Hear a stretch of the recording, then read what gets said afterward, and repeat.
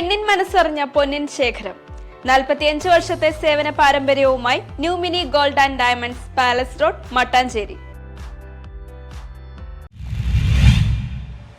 കോതമംഗലം മേഖലയിൽ വന്യജീവി ആക്രമണത്തിൽ കൊല്ലപ്പെട്ടവരുടെ ആശ്രിതർക്ക് ജോലി നൽകുന്ന കാര്യം പരിശോധിച്ച് തുടർ നടപടികൾ സ്വീകരിക്കുമെന്ന് മന്ത്രി എ.കെ. ശശിധരൻ. കോതമംഗലം മേഖലയിൽ വന്യജീവി ആക്രമണത്തിൽ കൊല്ലപ്പെട്ടവരുടെ ആശ്രിതർക്ക് വനം വകുപ്പ് ജോലി നൽകുന്ന കാര്യം നിയമപരമായ സാധ്യത പരിശോധിച്ച് തുടർ നടപടികൾ സ്വീകരിക്കാമെന്ന് മന്ത്രി എ.കെ. ശശീന്ദ്രൻ നിയമസഭയിൽ പറഞ്ഞു.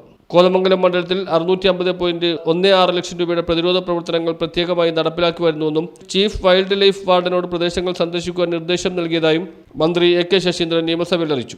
നമ്മുടെ കോതമംഗലം മേഖലയിൽ നടന്നത് ഇവിടെ സൂചിപ്പിച്ചതുപോലെ 3 ജീവനുകളാണ് നമുക്ക് നഷ്ടപ്പെട്ടത്.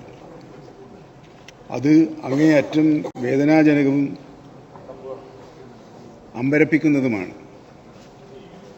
ഈ വിഷയങ്ങൾ ഒന്നിലധികം തവണ കോതമംഗലം MLA എൻ്റെ ശ്രദ്ധയിൽപ്പെടുത്തിയിരുന്നു.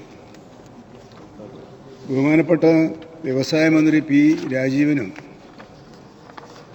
ബഹുമാനപ്പെട്ട പ്രതിപക്ഷ നേതാവ് തന്നെ ഒരിക്കൽ എന്നെ വിളിച്ച് ശ്രദ്ധ വേണം എന്ന് നിർദ്ദേശിക്കുകയും ചെയ്തിരുന്നു. അവരുടെ എല്ലാം നിർദ്ദേശങ്ങൾ പരിഗണിച്ചുകൊണ്ട് പ്രത്യേക തരത്തിലുള്ള പ്രതിരോധ പ്രവർത്തനങ്ങൾക്ക് രൂപം നൽകാനാണ് ഗവൺമെൻറ് വനം വകുപ്പ് ആഗ്രഹിക്കുന്നത്. ഇതിനായി 650 ലക്ഷം രൂപയുടെ പ്രതിരോധ നിർമ്മാണ പ്രവർത്തനങ്ങൾ അനുവദിച്ചു കഴിഞ്ഞിട്ടുണ്ട്.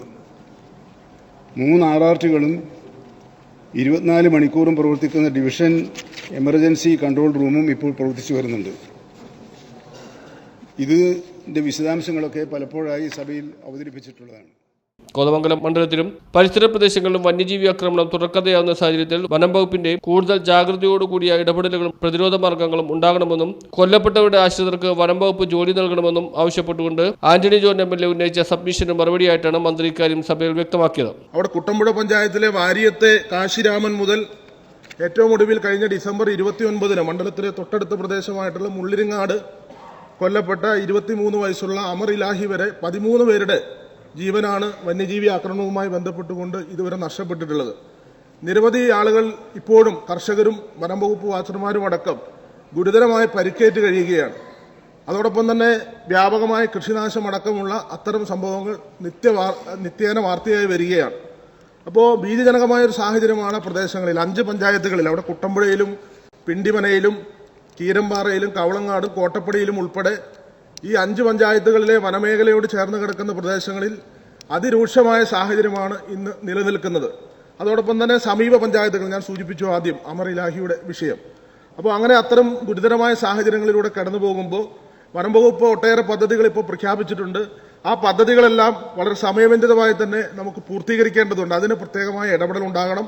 അതോടൊപ്പം അവിടെ പ്രത്യേകമായ ഒരു സാഹചര്യം ഇപ്പോൾ രാത്രിയായാൽ വൈകുന്നേരമായാൽ ആളുകൾക്കൊരു ആശുപത്രി ആവശ്യമുണ്ടായാൽ പോലും പുറത്തിറങ്ങാൻ കഴിയാത്ത നിലയിലുള്ള ഒരു സാഹചര്യമാണ് ഇപ്പോൾ നിലനിൽക്കുന്നത്. News bureau, Kothamangalam.